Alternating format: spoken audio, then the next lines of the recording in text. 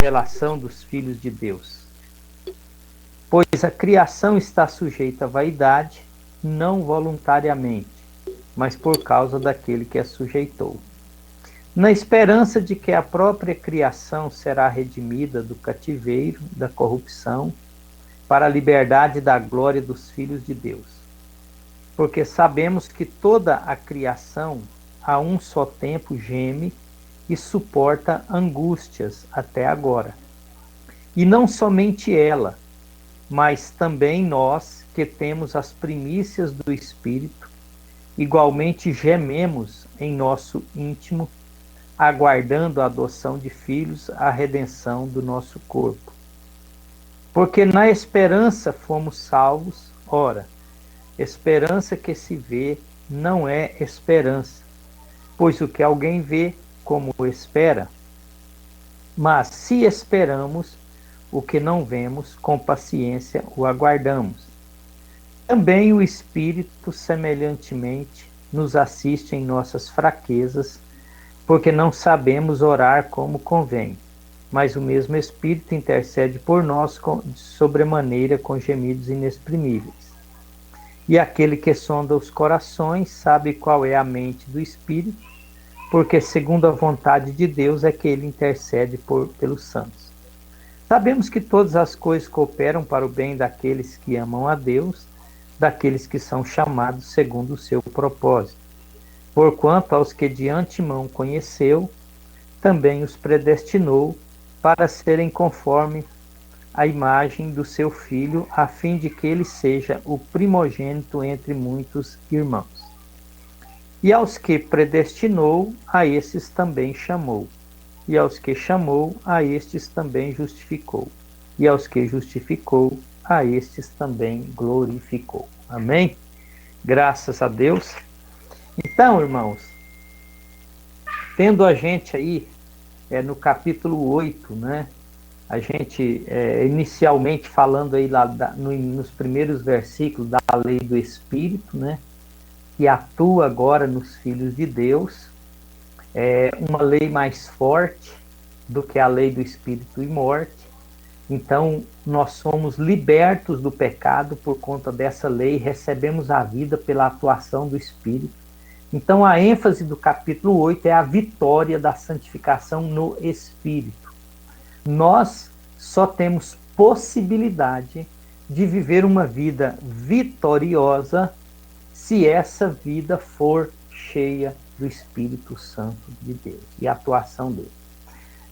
Depois, nós vimos aí a partir do versículo 6 até o versículo de número 13, algumas bênçãos da atuação do Espírito Santo na nossa vida, né? Primeiro é que nós somos habitação dele, isso está no versículo de número 9, né? Ele é também o selo, também no versículo 9, a marca de que de fato nós estamos salvos, né? Da originalidade e de propriedade de Deus, que é o símbolo do selo, né? Originalidade e propriedade. De fato, quem tem o Espírito genuinamente é filho de Deus, e esse selo também é a garantia, né? Da nossa possessão, da propriedade. Depois ele fala aí no versículo 11 sobre a ressurreição. Assim como esse Espírito está presente em nós, ele que ressuscitou a Jesus Cristo dentre os mortos irá ressuscitar a nós também, tá? E aí nós somos devedores a esse Espírito, não a carne, né? Porque esse Espírito é que produziu em nós a vida. A partir do versículo 14, se vocês anotaram e vão se lembrar, as bênçãos da filiação, né? Através do Espírito Santo. A direção, o Espírito nos guia, uma nova dimensão de relacionamento com Deus, não mais em temor, mas agora em intimidade, como pai e filhos, né? A herança, a segurança. Então, são várias as bênçãos do testemunho do Espírito, né? Tudo isso nós vimos na semana passada. Caso os irmãos tenham aí ainda alguma dúvida, os irmãos poderão perguntar aí, nós estaremos prontos para então responder, tá? Aí nós fizemos aí um pano de fundo para chegarmos aonde nós deveremos iniciar a partir do versículo 18. E o versículo 18, irmãos, ele vai falar de dois assuntos que andam paralelamente e que não podem ser separados. Se vocês observarem, porque para mim, versículo 18, para mim tenho por certo que os sofrimentos do tempo presente não são para comparar com a glória por vir a ser revelada. Então, sofrimento e glória caminham juntos, certo? Ou seja, são elementos que caminham juntos, sofrimento e glória. Inclusive, o sofrimento, nós falamos na aula passada, ele poderá produzir uma entrada mais jubilosa nas regiões celestiais. É o que Jesus disse lá nas bem-aventuranças, nos capítulos 5 de Mateus, versículos 12 e 13. Ele diz: bem-aventurado quando sois perseguidos, injuriados por causa do meu nome, porque grande é o vosso galardão nos céus. Então, meus irmãos, andam juntos o sofrimento, tá? O sofrimento por causa da justiça, viu? O sofrimento por causa da fé cristã. O sofrimento por causa do nome de Cristo. Não é o sofrimento por um plantio pessoal, por ações desordenadas, por pecados. Há pessoas que estão sofrendo por conta da colheita de suas próprias decisões. Não é esse sofrimento que a gente está falando. Nós estamos falando de um sofrimento por causa da fé. E vocês sabem que uma das características da nossa velha natureza é a aversão ao sofrimento. Tá? O nosso ego, a nossa velha natureza, ela rejeita qualquer forma de sofrimento, porque não tem prazer no sofrimento, certo? Mas, biblicamente falando, o sofrimento por causa da justiça é um elemento que pode produzir uma entrada mais jubilosa nas regiões celestiais. E esse sofrimento, ele vai produzir,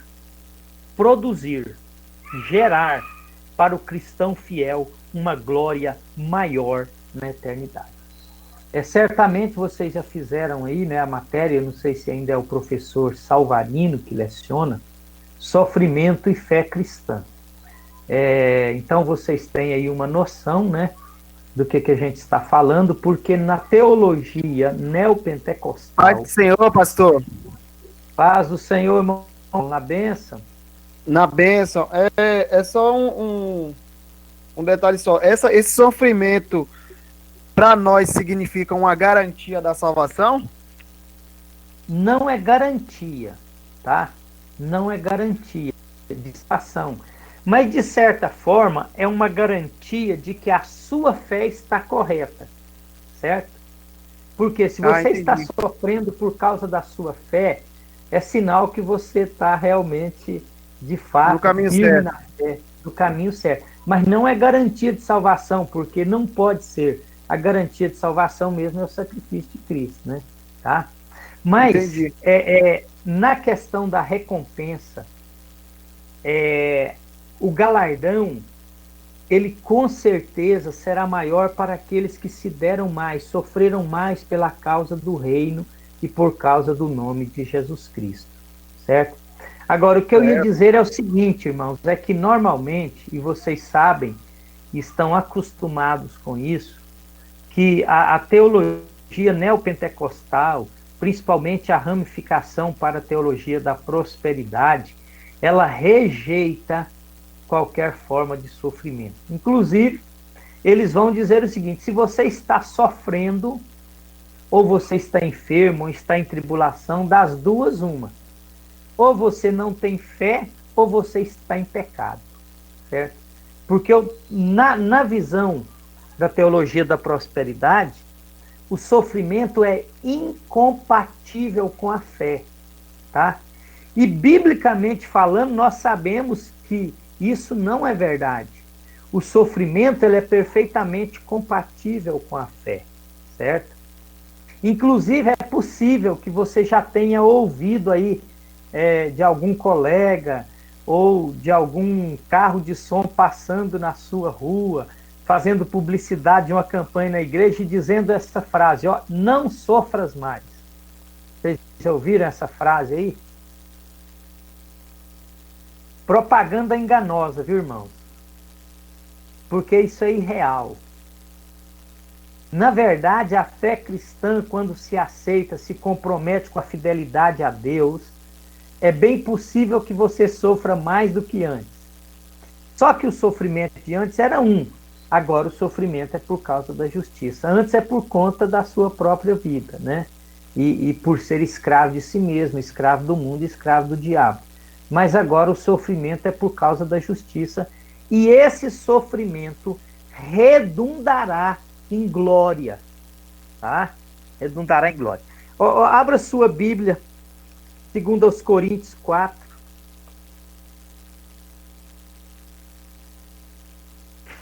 (16 a 18). Texto bastante conhecido.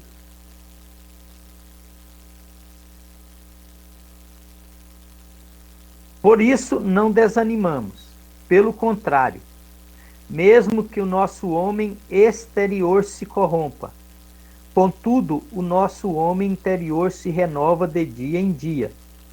Porque a nossa leve, olha as expressões, leve e momentânea tribulação, ela está produzindo para nós um eterno peso de glória acima de toda comparação.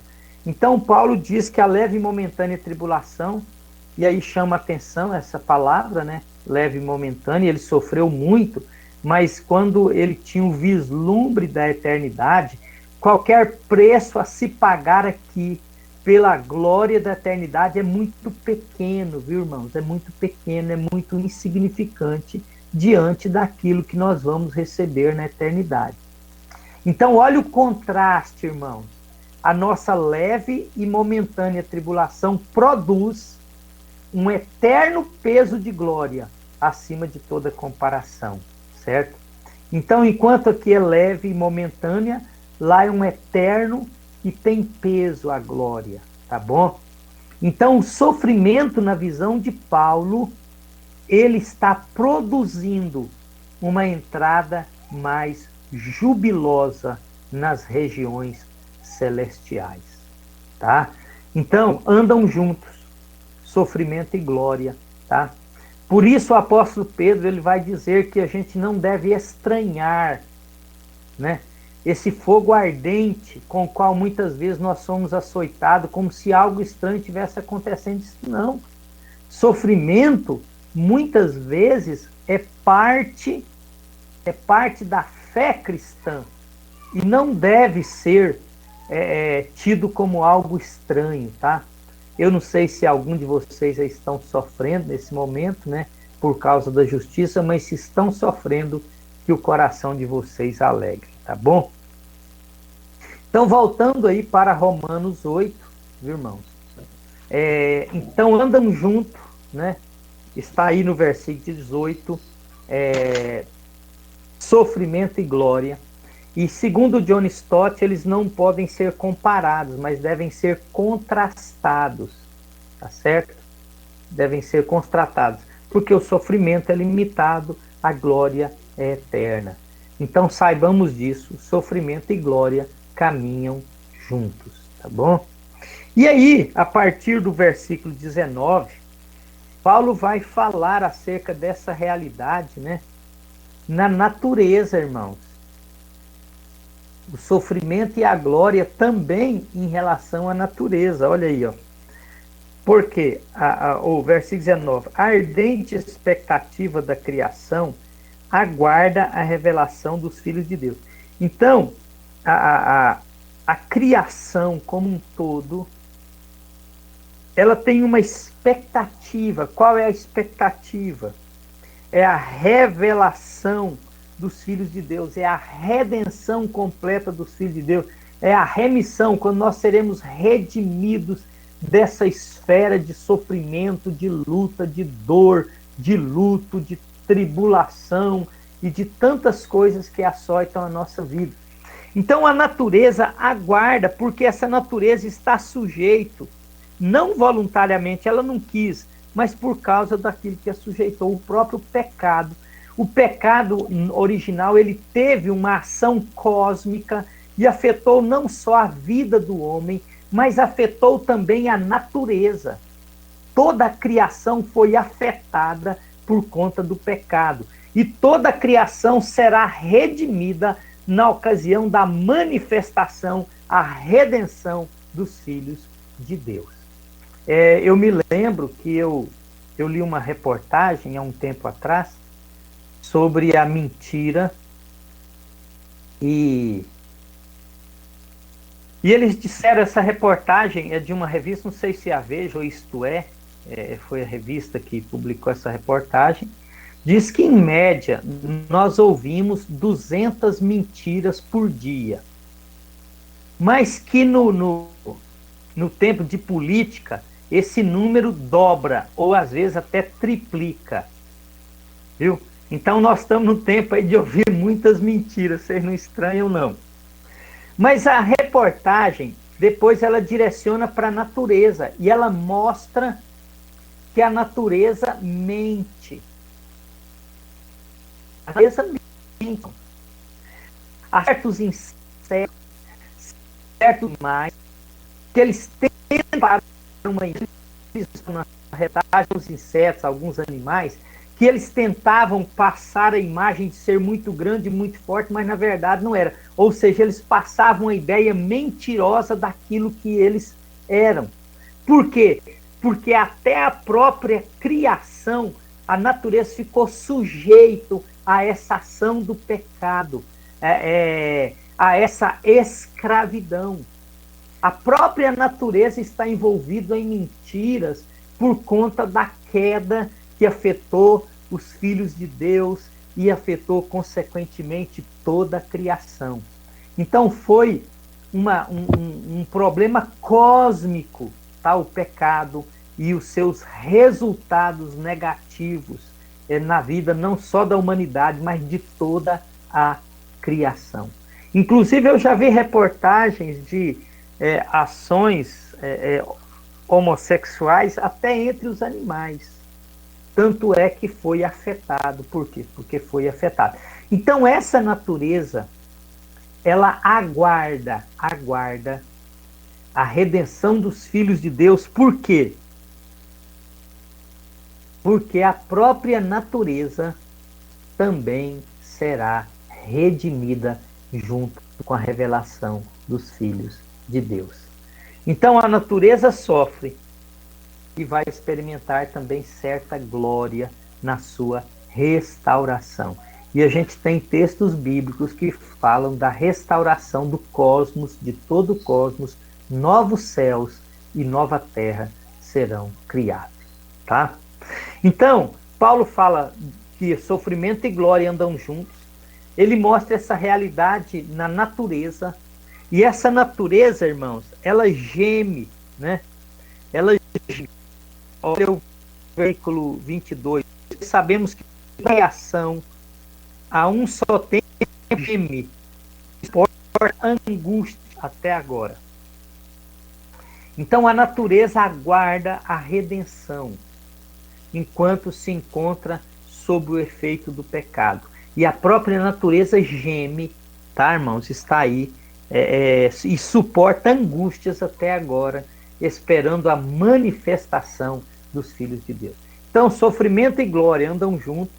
Sofrimento e glória andam juntos e se manifestam na própria natureza, no desejo da redenção, na expectativa por redenção. E sofrimento e glória também anda, né, lado a lado na vida dos filhos de Deus. Olha o versículo 23. E não somente ela, a criação, mas também nós. Aí Paulo está se referindo a nós, servos de Deus, a igreja de Cristo.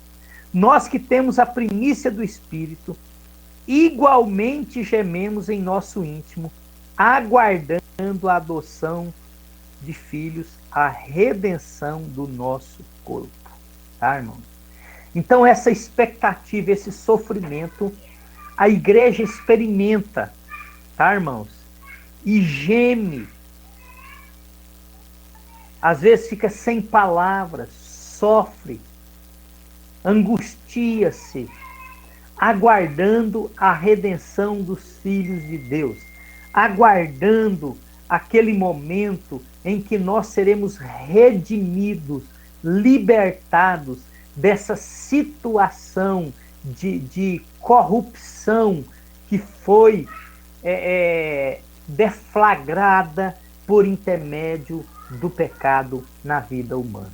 Tá? Então nós, os servos de Deus, nós gememos, tá? Nós ansiamos, nós nos angustiamos esperando a redenção como filhos de Deus. Os irmãos não fizeram, né, a matéria sofrimento e fé cristã. Vocês vão fazer ainda, tá? Com certeza. Está aí o irmão Pedro dizendo, tá? Então, irmãos, versículo 24, porque na esperança fomos salvos. Ora, esperança que se vê não é esperança, pois o que alguém vê como espera, mas se esperamos o que não vemos, com paciência o aguardamos. Tá bom? Então, a igreja geme, certo?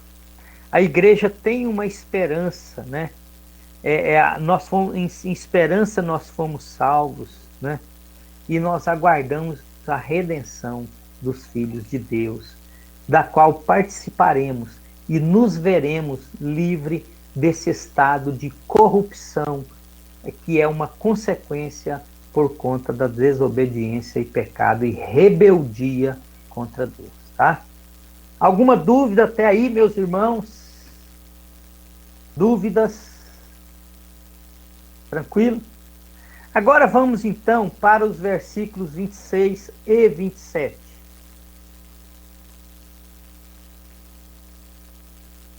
Onde está escrito: também, já que nós estamos nessa situação angustiosa, irmãos, e gememos e aguardamos a redenção, tá? O Espírito Santo semelhantemente nos assiste em nossa fraqueza, porque não sabemos orar como convém, mas o mesmo Espírito intercede por nós sobremaneira, com gemidos inexprimíveis. E aquele que sonda os corações sabe qual é a mente do Espírito, porque segundo a vontade de Deus é que ele intercede pelos santos. Então vamos lá. Aqui agora nós temos a intercessão do Espírito, irmãos, tá? Nós temos a ação do Espírito. E aí, Paulo vai dizer no 26 que esse Espírito, que é o Espírito Santo, ele nos assiste em nossa fraqueza, tá? A ideia de assistir é de dar suporte, de cuidar, tá? De dar assistência. Então o Espírito Santo, ele nos dá suporte, ele nos dá assistência. Por quê? Porque nós estamos, né, em um estado de fraqueza. O que significa estar em estado de fraqueza? Tá? A nossa fraqueza se refere ao estado físico e caído em que nós nos encontramos. Estado de limitação, tanto físico quanto espiritual. Este estado nos leva à situação de fraqueza, o que influencia a nossa vida de oração, pelo menos em dois aspectos. Tá? Então, o Espírito Santo precisa interceder, porque o Espírito entende, reconhece o nosso estado espiritual limitado, caído, por conta do pecado. Tá? E ele vai nos ajudar numa área específica. Qual área específica é? A oração. Pelo menos por 2 aspectos. Eu anotei aí, ó. O primeiro é que nós não temos prazer na oração. Tá, irmãos? A nossa velha natureza, ela não tem nenhum prazer nos meios de desenvolvimento espiritual. Pelo contrário, eu vou dizer mais, irmãos. Não é só que nós não temos prazer na oração, é que nós fugimos da oração.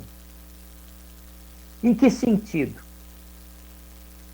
Uma coisa é não ter prazer na oração, irmãos. Outra coisa é fugir da oração. Não precisa nem perguntar, né? Mas eu vou perguntar assim mesmo. Oi? Quando a gente está muito com sono, a gente foge da oração. Não, a gente foge sempre, irmão. Você quer ver? Vocês querem ver? Por exemplo, assim, ó.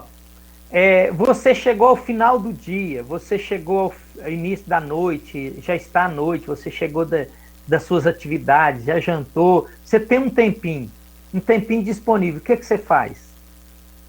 Ora. Não liga a televisão não, vai assistir um programinha, vai ver um filme, vai ver uma internet. Não. Não, mas a maioria. Sim.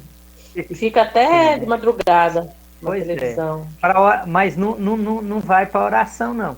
E mais, a igreja muitas vezes faz programações de oração, mas as pessoas não vão. Elas têm oportunidade, elas têm um convite, elas têm um momento preparado, elas têm um motivo, mas elas não vão. A nossa velha natureza não tem prazer na oração, e eu vou dizer, até ela foge. Vocês se lembram dos discípulos quando Jesus os levou para o Getsemane? Jesus, vocês não podem vigiar nenhuma hora comigo.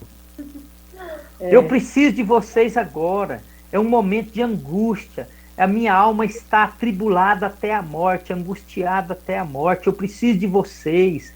Irmãos, que nada, o camarada estava cochilando, entendeu?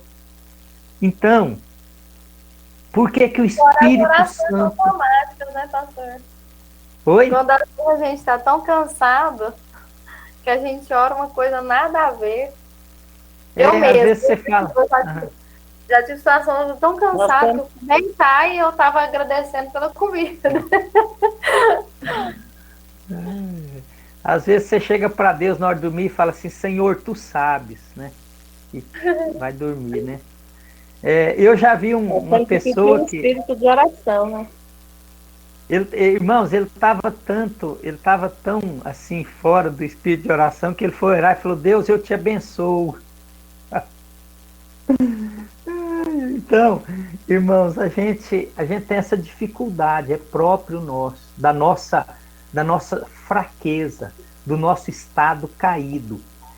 Primeiro, nós não temos prazer na oração. E segundo, nós não oramos como deveríamos orar. Tá? Por isso, o Espírito Santo tem que nos ajudar, irmão. Se não é a ajuda do Espírito Santo, viu, irmão? Se não é a ajuda do Espírito Santo na oração, porque nós não sabemos orar como convém. O que isso significa? Significa que nós somos totalmente ignorantes acerca da oração. Mas não significa que nós sejamos totalmente ignorantes acerca da oração. Mas que, em geral, as nossas orações não atingem a profundidade esperada por Deus. Certo? E se tornam, muitas vezes, ineficazes. As nossas orações, meus irmãos, muitas vezes elas são superficiais. É muito interessante, eu gosto muito daquele texto, né? Em que aquele cego, ele chega até Jesus para a multidão, né? O cego de Jericó. E aí o cego, Jesus manda chamá-lo, ele dá um salto, vem e tal. E Jesus olha para ele e fala assim, que tu queres? Que queres que eu te faça? Simples, irmão. É assim, seria uma pergunta muito óbvia. Porque se Jesus é o Messias, se ele é um operador de milagres, aí vem um cego desesperado, o que será que ele gostaria? O que ele desejaria? Mas por que Jesus fez aquela pergunta para ele? Para lembrar aqui, eu não sei se é o Chaves que fala querer querendo, né? Tem gente que quer não querendo. Vocês já viram aquele tipo de jogador que vai numa jogada assim, mas ele vai com o freio de mão puxado, ele vai para não chegar? Muitas vezes nós queremos não querendo. Jesus queria saber de fato o que ele desejava na alma, sabe, irmão? Muitas vezes as nossas orações são superficiais, porque a gente quer não querendo. A gente quer, mas não faz muita questão não, viu, irmão, de querer não, sabe? E se há um elemento muito importante no reino de Deus é a vontade. Jesus disse assim, ó, se alguém quiser ser meu discípulo, antes de ser um discípulo de Jesus, tem que querer, tem que desejar. Na oração também. Então, muitas vezes, irmãos, a nossa oração ela é superficial. Por quê? Eu alistei algumas coisas aí, olha. Por que a nossa oração, muitas vezes, é superficial? Nossas motivações erradas, motivações como o egoísmo, sabe, irmão? Quantas vezes eu me lembro de um pastor que ele dividiu uma igreja, ele se mudou, saiu, abandonou o ministério, começou um ministério independente, e aí na igreja ficaram lá alguns irmãos, sabe? Para recomeçar, restaurar a igreja. Ele ligava para esses irmãos que ficou e falava assim, ó, cuidado com as minhas orações, cuidado. Irmãos, essa oração dele era feita com base em egoísmo, em vingança, em uma série de sentimentos que não tem nada a ver com Deus. Então, muitas vezes, nós não sabemos orar como convém por causa das nossas motivações que estão no coração e que são equivocadas, não são de acordo com a vontade de Deus. Certo? Às vezes, nossas orações são superficiais por causa do conhecimento limitado que a gente tem dos fatos e das motivações das pessoas. Às vezes a gente ouve só um comentário acerca de determinada situação e ora, mas na verdade a situação em si é bem diferente daquilo que a gente ouviu. Às vezes nós... Sim. Pastor, assim, eu creio que na maioria de nós, vamos colocar assim, a maioria, né? Quando vai orar, assim, geralmente assim, aquela oração fervorosa, né? Aquela de crente pentecostal mesmo, né? Geralmente é só quando tá enfermo, ou quando tá passando por alguma dificuldade, alguma aflição, a pessoa ora. Ou então quando tá perto de algum irmão, né? Que quer impressionar, né? Que quer impressionar e tudo. Mas assim, a pessoa levanta de madrugada para querer alguma coisa com Deus. Mas igual o senhor falou no início, no dia a dia mesmo, chegou do serviço, você vai ver o Zap, vai assistir uma televisão. Aqui na minha casa a gente não tem televisão, por opção, sabe? Eu vejo que pensa, irmão. Minha esposa não tem televisão, não. Mas é por opção, porque a gente já tem um pouco da internet e rouba muito o nosso tempo. Então, assim, a oração, né, nós podemos orar de madrugada quando a gente está assim, normal, vamos dizer assim, né? Sem estar com doença, sem procurar serviço, porta de emprego, nada. Oração normal, assim, aquela de busca mesmo. Mas é muito difícil. Na nossa igreja tem culto de oração nas quarta-feiras. Você pode contar quantos irmãos vai. Entendeu? Essa é uma prova de que a gente foge da oração, irmão.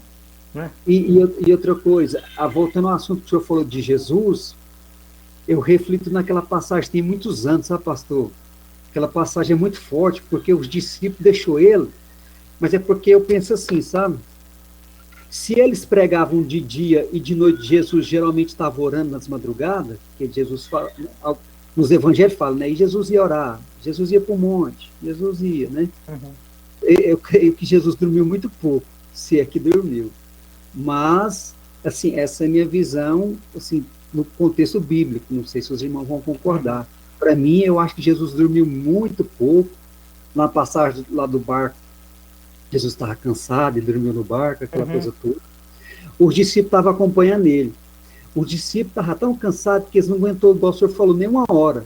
Porque você estava evangelizando, e eu vou te falar, no sol de Israel, aqueles calorzinho bravo, e andando de dia e de tarde, e de noite orando, e Jesus estava passando por aquele momento difícil, Jesus queria uns companheiros. Só que eles não conseguiam, né? Estava cansado, aquela coisa toda. Mas, na hora do vamos ver mesmo, assim, que Jesus queria, que só ele que suportou, graças a Deus por ele ser o nosso Senhor, né, Jesus, porque se fosse depender deles, na intercessão, rapaz, nós estávamos lascados. Não vingava, não. Então, não vingava, não. Aí, no caso, o Espírito Santo ajudou o nosso Senhor, como humano, né? Jesus humano. Aí ajudou ele, porque se dependesse dos discípulos para interceder por nosso Senhor, ixi, nós estávamos chorando uma hora dessa.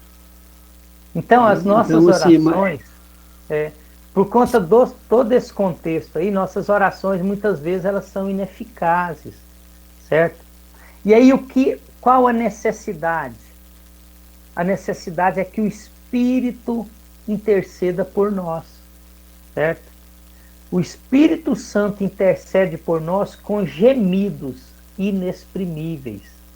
O Espírito conhece a necessidade humana e sua superficialidade.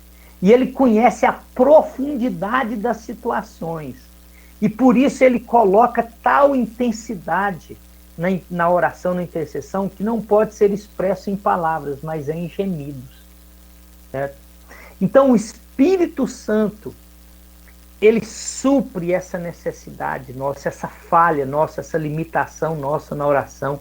Ele intercede por nós. No livro do Wesley Duell, Toque o Mundo através da Oração, ele tem um capítulo que ele fala sobre os nossos companheiros de oração. Ele fala do Espírito Santo e ele fala de Jesus. Porque daqui mais na frente, ainda no capítulo 8, nós vamos ver que Jesus também intercede por nós. Então, nesta questão da oração, nós não estamos sós. Tá certo? Nós não estamos sós. Amém? Pastor, alguma pergunta? Sim. Sobre a oração, da onde os católicos tiram que Maria intercede por nós, sendo que não tem uma passagem bíblica falando que ela intercede e ela é intercessora deles? É sem fundamento. Não, sim, mas aí é a questão dos concílios, né, irmão? É porque para o católico a tradição, ou seja, as decisões na história dos concílios têm o mesmo peso que as escrituras. Se as escrituras não dizem, mas se os concílios aprovaram, então tem o mesmo peso, o mesmo valor, eles creem da mesma maneira, tá? Então você vai ter isso nos concílios, nas reuniões, nos sínodos católicos, né? Onde quando a liderança reunia e eles decidiam as coisas, né? Como quem intercede, quem era santificado, quem foi para o céu e tal. Tudo isso aí é a questão da tradição deles, né? Que tem mesmo peso de igualdade com as escrituras. Os concílios, então. Isso, os concílios, tá? Depois a gente pode até providenciar isso aí para você. Pois não? No caso, quando fala, né, o Espírito Santo, ele intercede, eu poderia dizer que esse sentido é que, eu não sei como colocar em palavras, mas assim, é porque eu penso que o Espírito Santo, ele não vai interceder aquilo que não é da vontade do Pai. Não sei se estou sabendo colocar aqui, expressar, mas assim, no meu entender, seria como ele leva as minhas orações, mas assim, sujeitas ao que agrada ao Pai, não? Sim, porque ele conhece, ele sonda os corações, ele sonda o nosso coração e ele conhece a vontade de Deus porque ele é Deus. Mas há dois sentidos, Vanessa, em que isso pode ser aplicado, tá? Primeiro, é naquela oração que não é de acordo com a vontade de Deus, certo?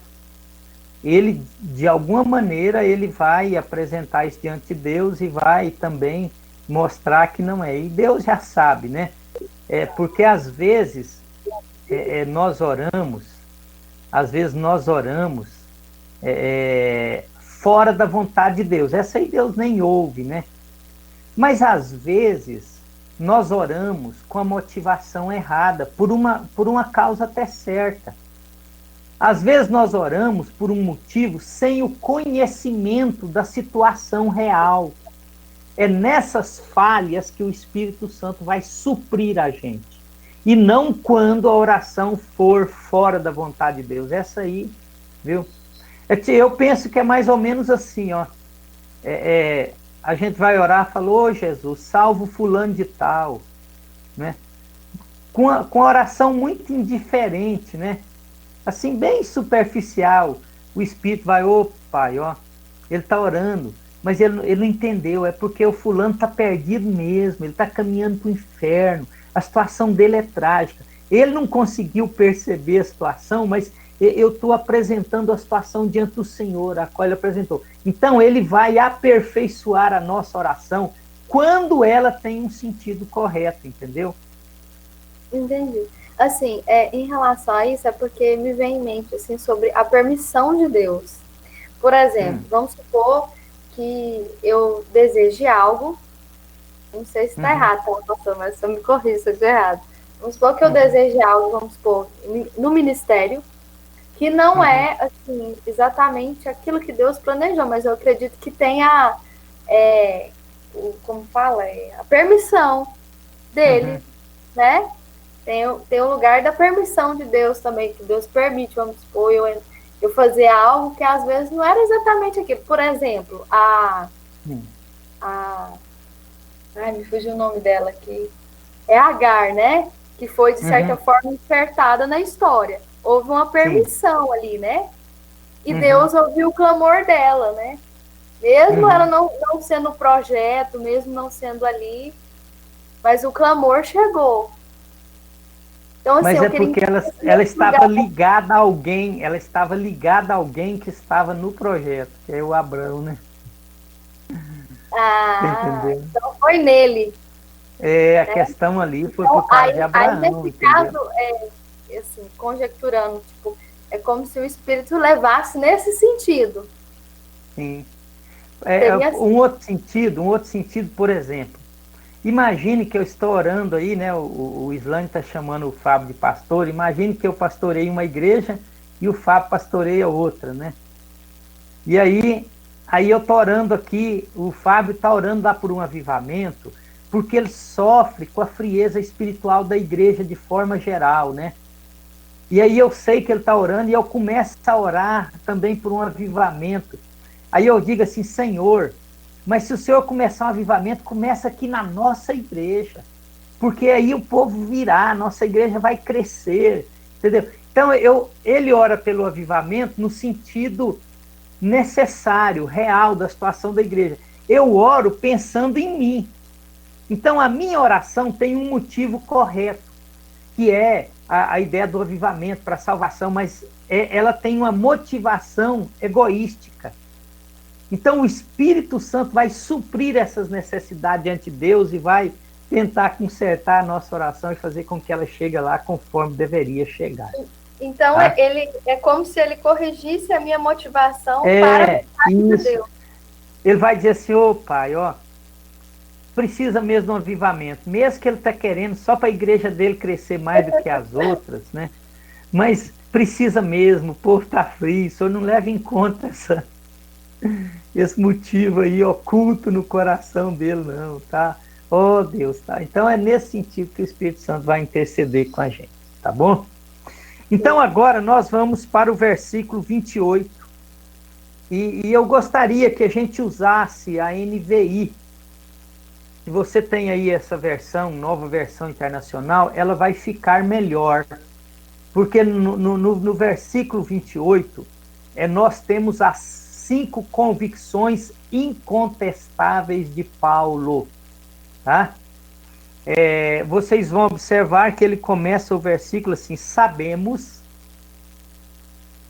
Na NVI está assim, ó, sabemos que Deus age em todas as coisas para o bem daqueles que amam a Deus e que foram chamados segundo o seu propósito. Tá? Então nós vamos usar essa versão da NVI, inclusive é a versão que o Dr. Russell Shedd mais gostava de usar, né? E eu li alguns comentários que também concordam que a melhor tradução para esse versículo seria essa: sabemos que Deus age em todas as coisas para o bem daqueles que amam a Deus e daqueles que foram chamados segundo o seu propósito, tá? Então vamos ver aí as 5 convicções incontestáveis de Paulo.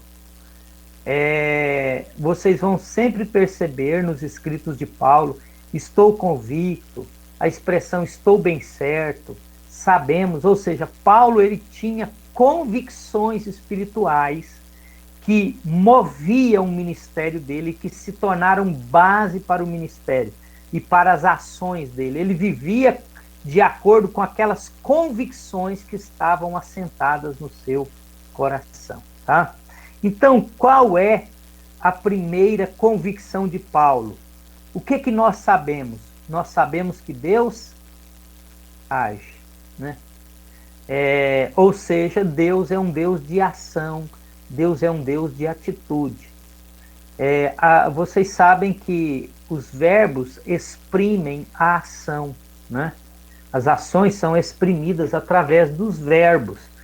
E quando a gente vai para o Antigo Testamento, só uma particularidade aqui, você vê 4 passagens em todo o Antigo Testamento, você vê apenas 4 passagens nas quais Deus é chamado de pastor, substantivo pastor, tá? Mas nós temos mais de 20 verbos que expressam a ação de Deus como pastor. Deus guiou, Deus livrou, Deus guardou, Deus proveu. Então, os verbos expressam a ação de Deus. Paulo tinha plena convicção que Deus é um Deus que age, um Deus que intervém na realidade e nos dramas humanos. Vocês se lembram das 2 correntes teológicas, né? Ou pensamentos teológicos do deísmo e do teísmo. O deísmo crê que Deus criou o universo, fez a criação, estabeleceu princípios para reger essa criação e Deus se ausentou, não está nem aí para a criação. Agora a gente vive debaixo desses princípios naturais que Deus estabeleceu e acabou, Deus não intervém. Então, se você ficar enfermo, o negócio é o seguinte, você procura logo um médico, não precisa orar não, tá? Você procura logo um médico, entendeu? Se você está numa situação difícil, não vai orar não, vai resolver. Então, esse é o deísmo. Deus criou, Deus se ausentou da sua criação e não está nem aí para nada, foi embora. Ele não tem interesse nenhum na criação. Mas tem também o teísmo. O teísmo é aquele pensamento teológico de que Deus criou e Deus está interessado na criação, interage com a criação e intervém nas situações da sua criação. Esse era o pensamento de Paulo. Nós sabemos que Deus age, nós sabemos que Deus intervém nos dramas humanos e nas situações. A gente sabe disso. Deus é um Deus que age. Certo? E aí, irmãos, há inúmeros, centenas de testemunhos bíblicos de como Deus agiu. certo? De como Deus agiu nas situações. Então, Paulo tinha essa convicção. Nós sabemos que Deus age, certo? É por isso que a gente ora, irmão. Porque nós sabemos que Deus pode agir através das nossas orações, das nossas intercessões. Por exemplo, lá em Atos 12, né? Pedro está preso, Herodes matou Tiago, mandou prender Pedro e provavelmente o mataria também. A igreja estava constantemente em oração por Pedro. E aí o que aconteceu? Deus enviou um anjo lá na cadeia, interveio naquela situação, sabe, irmão? É claro que Deus não vai intervir em todas as situações por causa da sua soberania, por causa da sua sabedoria. Mas Deus age. A gente sabe que o nosso Deus é um Deus vivo, é um Deus que age, tá? Segunda convicção de Paulo. Pastor, vamos trocar. Sim, fala, irmão. Só dando um testemunho aqui, a sogra da minha irmã, ela orou 57 anos para o esposo converter. Aí. Ela estava na UTI antes dela falecer. Aí a filha dela falou assim: mamãe, papai aceitou Jesus. Aí, glória a Deus. No terceiro dia, ela falou assim: mamãe, o papai vai batizar. Aí ela foi e faleceu. Mas foi 57 orando, 57 anos. Isso é porque a gente crê que de fato Deus age, irmãos. E Deus age mesmo. Deus é um Deus que intervém, né? Nas situações humanas, né? Vocês se lembram lá em Gênesis, no princípio criou Deus os céus e a terra estava sem forma e vazia, né? E o Espírito de Deus pairava sobre as águas, né? Ou seja, a ideia lá é uma linguagem poética, né? Da galinha que choca os ovos. A galinha, ela entra no estado de choco e se coloca em cima dos ovos, entra no estado febril, e esse estado febril vai aquecendo os ovos e vai gerando vida. Então Deus é um Deus que interage com a sua criação, tá? Deus, essa é uma convicção de Paulo. Sabemos que Deus age, certo? E aí ele segue, né? Ele segue aí o argumento. Segundo, sabemos que Deus age em todas, vamos inverter aí, vamos pegar a terceira. Sabemos que Deus age em todas as coisas, irmãos. Não é só naquelas que a gente acha que Deus está agindo. Deus age em todas as coisas. Ou na versão da outra tradução, conjuntamente. Deus age em todas as coisas. Inclusive naquelas situações ruins que nós achamos que Deus não está presente, sabe, irmão? Mas, no entanto, Ele está, né? Deus age em todas as coisas. Um grande exemplo para isso aí, irmãos, é não sei se vocês já viram fabricação de coxa de retalho, né? A avó da Alessandra, ela faleceu há uns 3 anos, já quase com 90 anos, quando ela faleceu, e até pouco antes de falecer, ela costurava e ela fazia coxas de retalho. Ela deixou mais ou menos umas 70 peças quando ela faleceu, de coxas. E aí, quando ela ia fazendo, a gente viu muito o processo, aquelas tiras, os pedaços de pano, você não entende muito bem. Mas aí, quando ela termina, você olha assim, vê o desenho ser completo, você compreende perfeitamente o que estava sendo feito. A nossa vida é assim, meus irmãos. Deus age em todas as coisas, porque Deus tem uma visão do início até o final. Às vezes nós focamos muito no momento e naquela situação. E por isso nós não compreendemos. Mas a gente tem que entender o seguinte: Deus está agindo em todas as coisas, sabe? Em todas as coisas. Ainda naquelas situações que aos nossos olhos não são boas e não são bênção para nós. Biblicamente falando, talvez uma das histórias que mais esclarece esse ponto é a história de José, né? Adolescente, tratado com carinho e com zelo pelo pai. Depois os irmãos, cheios de inveja, vendem-no, né, como escravo. Ele vai para a casa de Potifar como escravo. Ele poderia pensar, gente, mas Deus não pode estar agindo numa situação dessa, né? Depois, injustamente, ele vai para o cárcere, aí piorou, né? Fica lá um tempo. E depois ele revela o sonho lá do padeiro e do copeiro, né? E o copeiro é restituído, o padeiro morre, promete que vai lembrar dele, esquece dele, ele é injustiçado novamente. E aí ele, gente, mas como que pode Deus estar agindo nessa situação, né? Até que então Faraó sonha, Deus coloca José como segundo homem do Egito. Talvez ele não entendesse no momento, mas Deus estava trabalhando em todas as coisas. Sabe, irmãos, a gente precisa muitas vezes aquietar o nosso coração e perceber e entender que Deus está agindo em todas as coisas. Ainda que a nossa mente natural não perceba, ainda que os nossos olhos naturais não consigam enxergar, Deus está trabalhando. Deus está agindo em todas as coisas.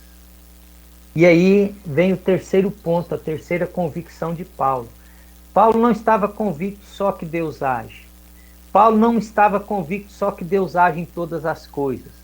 Mas Paulo estava convicto que Deus age em todas as coisas para o bem, para o nosso bem, certo? É bem verdade que às vezes o bem aos olhos de Deus não é o bem aos nossos olhos. E nós precisamos entender isso. Às vezes o bem aos nossos olhos seria mais um conforto mundano, natural.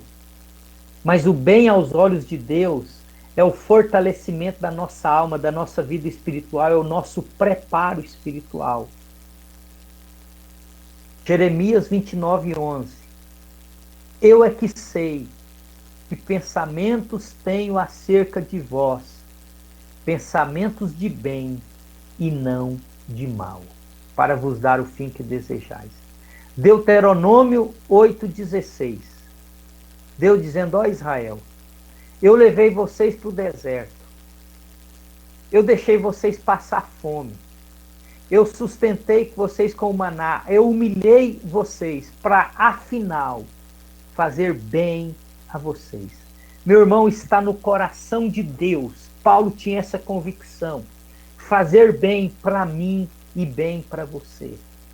E isso, meus irmãos, é fixo em Deus. Deus não vai mudar. Em todo tempo, Deus estará agindo em todas as coisas para o nosso bem. Tá? Deus age. Deus age em todas as coisas. Deus age em todas as coisas para o bem. Certo? Deus age em todas as coisas para o bem. De quem que Deus age em todas as coisas para o bem? De todas as pessoas? Não. Daqueles que amam a Deus. Certo? A gente sabe que Paulo escreveu que o amor, ele é o vínculo da perfeição.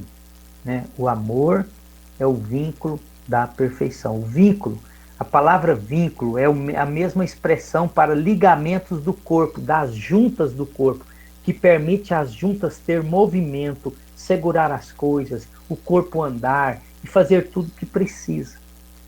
Então Paulo está dizendo o seguinte, o relacionamento, todo relacionamento, ele só é genuíno e alcança o seu potencial máximo quando o vínculo que une essas pessoas é o amor. Certo? Tanto é que Jesus resumiu os mandamentos em 2. Amarás a Deus sobre todas as coisas e ao próximo como a ti mesmo. Quando Jesus foi resgatar a Pedro, que havia voltado para a pescaria depois da ressurreição, Jesus fez 3 perguntas para Pedro. Quais foram as perguntas? Pedro, tu me amas. Porque o amor, irmãos, o amor é a exigência de Deus para o discipulado e a prova desse discipulado, certo? A grande questão hoje é se nós nos relacionamos com Deus por conta do utilitarismo, ou seja, por aquilo que Deus pode nos fornecer, Deus pode fazer por nós, Deus pode nos ajudar, ou nós nos relacionamos com Deus porque nós o amamos. E é tão interessante, irmãos, a questão do amor, que quando Jacó fugiu, né, do seu irmão Esaú, e ele foi lá para a casa do seu tio Labão, né, e ele passou 21 anos lá, e ele passou 21 anos lá porque ele achou Labão, né. Então, ele se apaixonou por Raquel, né? Ele ficou 21 anos lá, né, irmão Paulo? Porque ele achou Labão, né? Então, ele se apaixonou por Raquel e ele serviu 7 anos, né? Só que o sogro era mais malandro do que ele, né? Passou a perna nele lá na noite das núpcias. E aí ele reclamou e ele queria era Raquel. E aí ele diz o texto lá, irmãos, que ele serviu a Jacó 14 anos por Raquel, e isso lhe foi como poucos dias pelo muito que ele a amava. Então, quando se ama, qualquer preço é muito pequeno. É por isso que a exigência de Deus para se relacionar com Deus é que a gente o ame. E no livro, aquele livro Avalie a Sua Vida, do Wesley Duell, o livro compõe-se de 17 capítulos, que são 17 maneiras do cristão avaliar a sua vida. E um capítulo avalie a sua vida pelo seu amor, e dentro desse capítulo um subtópico é avalie a sua vida pelo seu amor a Deus.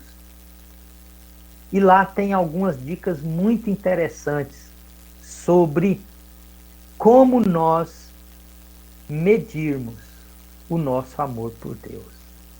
Deus age para o bem, Deus age em todas as coisas para o bem daqueles que o amam e daqueles que foram chamados segundo o seu propósito, tá? É para esses que Deus age. Não é para todo mundo. Deus age para o bem daqueles que o amam e que foram chamados segundo o seu propósito. Amém? Alguma pergunta dentro das 5 convicções de Paulo?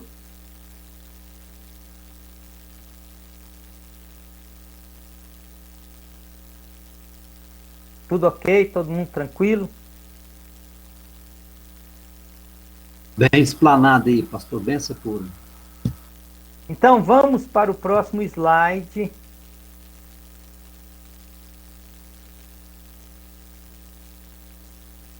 Cinco afirmações, versículo 29. E como diriam alguns irmãos, é aqui que a porca começa a torcer o rabo, né? Versículo 29.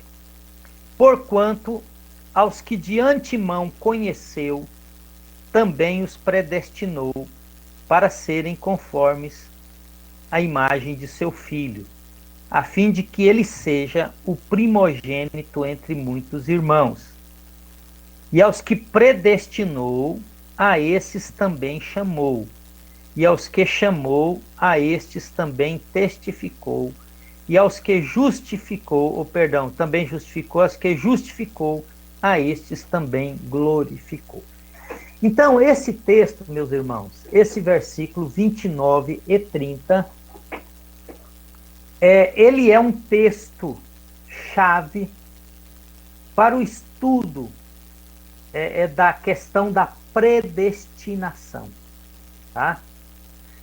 E é interessante que as correntes como, por exemplo, calvinismo, né, arminianismo, elas não negam a predestinação, tá?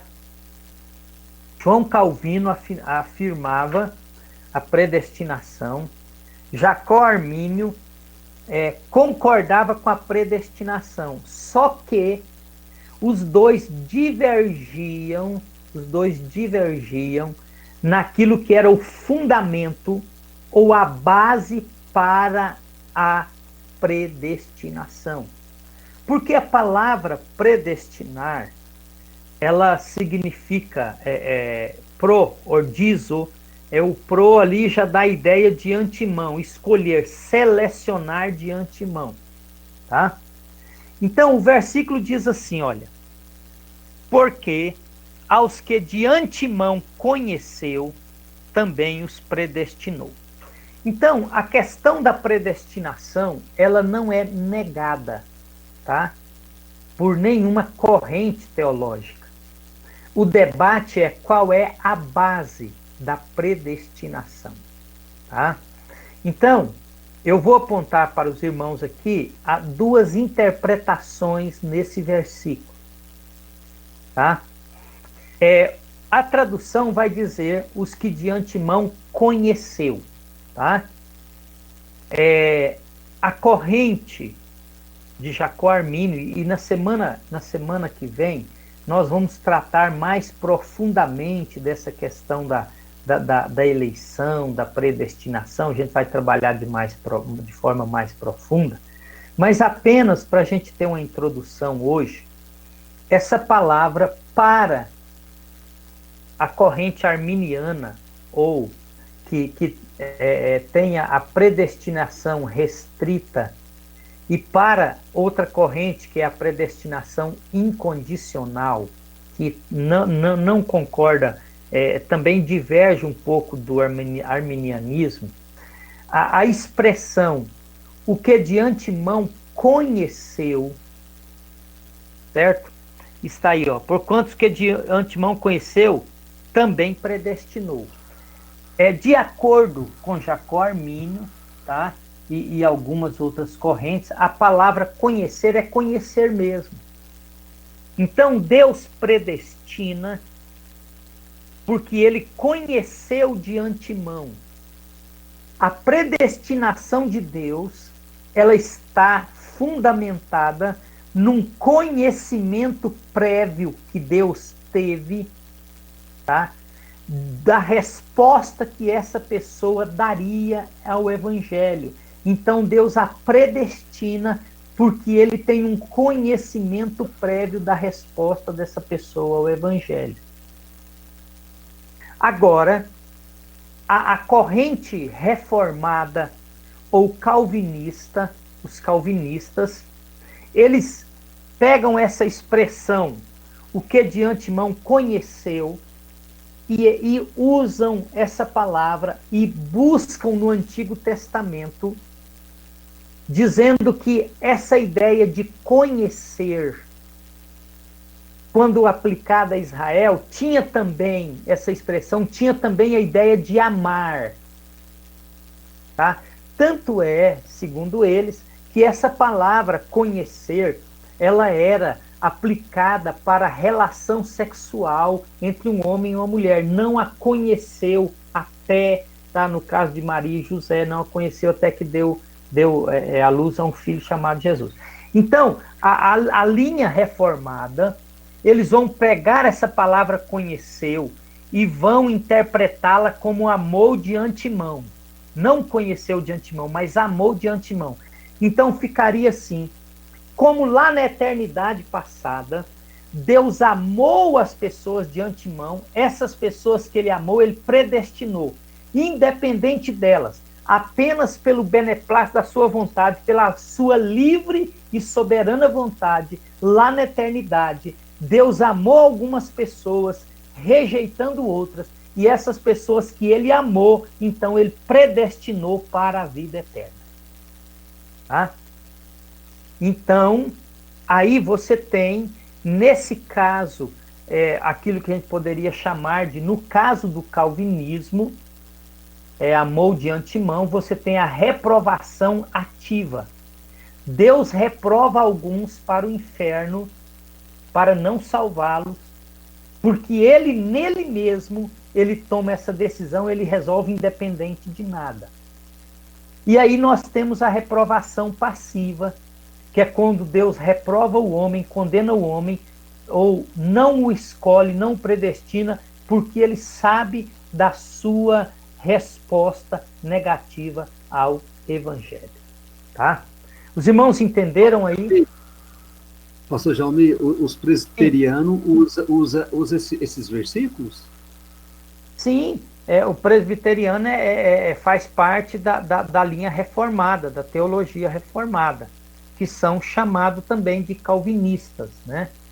Os irmãos da é bem verdade que os calvinistas hoje, eles divergem de ramificações. Depois a gente pode, na próxima aula, falar um pouquinho sobre isso. Mas dentro da teologia reformada, dentro da teologia calvinista, essa expressão conheceu, ela é interpretada como amou. Tá? Então Deus amou de antemão, quem ele amou de antemão, ele predestinou.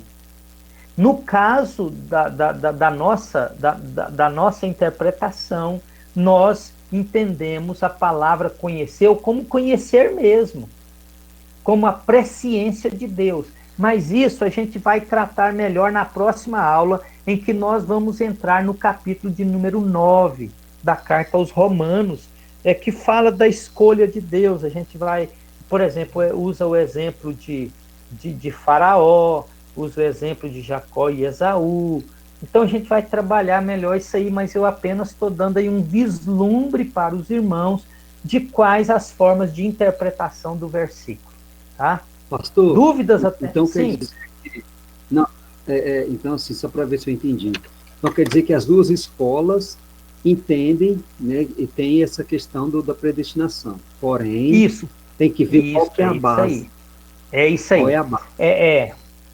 Eu até vou passar para os irmãos na próxima aula, que tem um livro do Severino Pereira, Severino Pedro da Silva, uma coisa assim. Ele aponta três distinções aí, tá? Todas as três creem na predestinação, certo? Não há ninguém que não creia na predestinação, porque a palavra está na Bíblia, tá? Porque a teologia da predestinação está na Bíblia, então ninguém nega a predestinação. Apenas se debate a base da predestinação. Se é a livre vontade, a livre e soberana vontade de Deus em escolher na eternidade, lá nos seus decretos eletivos, tá? Nos decretos que ele propôs lá na eternidade. Ou se ele toma esses decretos, promove esses decretos por conta do seu livre-arbítrio, Deus, né, na sua liberdade, de escolher e rejeitar quem ele quer, nele mesmo, ou se ele predestina com base num pré-conhecimento da própria ação da pessoa em relação ao Evangelho. Isso aí nós vamos ver na próxima aula, tá? Mas ninguém rejeita a predestinação, apenas discute-se a base da predestinação, tá? Beleza? Até pelo jeito nós vamos ter que já parar por aqui, porque praticamente nosso horário está encerrando, porque daí, irmãos, puxa o restante do versículo, olha, porque Deus, né, os que de antemão conheceu, os predestinou para serem conformes à imagem de seu Filho. Essa expressão também nós vamos tratar, porque aqui fala do objetivo da predestinação, que é ser transformado à imagem de Cristo, que é uma das obras do Espírito Santo na vida do cristão, que é transformá-lo à imagem de Jesus, para que ele tenha o caráter de Jesus, para que as pessoas vejam Jesus através dele. Então, aos que de antemão conheceu, predestinou. Aos que predestinou, também chamou. Aos que chamou, também justificou. Aos que justificou, também glorificou. Na próxima aula, eu vou expor melhor, inclusive, os pontos do calvinismo, e aí a gente vai poder debater melhor esse assunto e ouvir os irmãos e tentar tirar as dúvidas, tá? Até aí, alguma dúvida, alguma situação que vocês queiram que esclareça melhor? A gente vai ficar até aí, até o versículo de número 30. Pastor, tranquilo. Essa segunda parte da próxima é interessante. Oi? Falhou. O próximo versículo da próxima aula é interessante aí. Sim, o 31, né? Vamos começar a partir do 31 na próxima aula. Tranquilo. Bom, o Fábio está escrevendo aí, está digitando alguma coisa. Vamos aguardá-lo aí.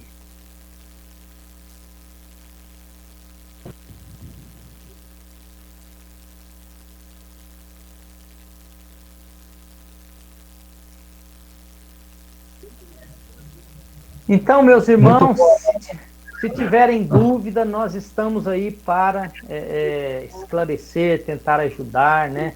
E se caso vocês tiverem dúvidas, compartilhem conosco aí. A gente, se não souber responder na hora, a gente vai tentar buscar aí uma resposta melhor, tá? Pastor, Beleza? Sim. Sim. Só em relação às atividades, é para ler o livro e fazer o que mais? Eu vou passar um trabalhozinho no final, tá? Bem pequeno. Vai ser a presença, a leitura e o trabalho pequeno no final que vai compor a nota, tá bom? Ah, entendi sim. Ok, Tá bom. então. Beleza. Tranquilo Paz do então, Senhor. pessoal. Oi, pois não? Pai do Senhor. Então, paz, Senhor. Deus abençoe todos Paz do Senhor para vocês. todos. Obrigado aí pela atenção. Amém. Ana Cássia, irmão Fábio, Islane, Maria Celina, Paulo Henrique, Pedro Henrique, Tiago, a Vanessa. Grande abraço para vocês. Obrigado pela presença, tá bom? E tenham aí um resto de semana abençoado. E fiquem na paz e tenham um bom descanso, tá bom? Amém.